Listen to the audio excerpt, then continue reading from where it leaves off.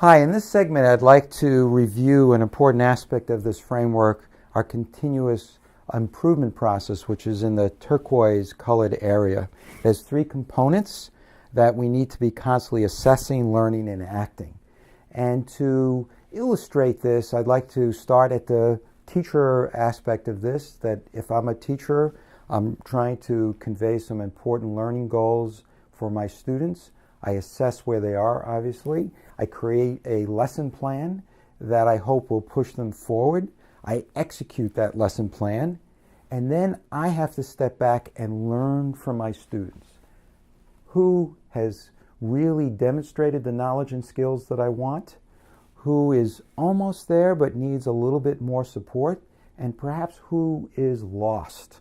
That assessment, that learning that I am doing as an adult is an important part of this process. It's learning without blame, and it's learning with the expectation that that's a very normal aspect of execution. It's rare, if ever, that my goals, whatever they might be for the learners, are going to be achieved flawlessly with 100% of the learners. You know, that is certainly what we're aiming for, but it's a very rare occurrence. And so I go into this with almost an expectation, a normalcy that I'm going to reach some of the learners, but I'm not going to reach all of them.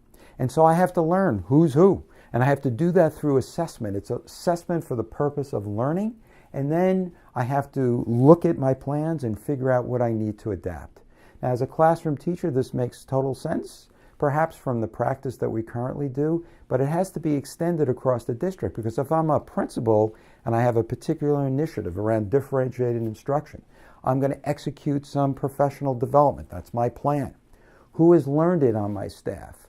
Who has learned it and adapted it? Who's almost there? Who's totally lost?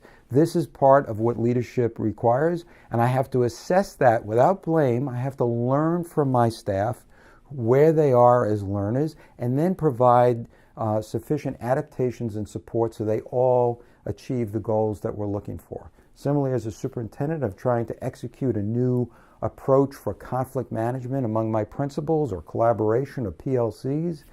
There's some learning that's going to take place. There's a plan, there's an execution, but my expectation is not all of the principals are going to be in the same place at the same time.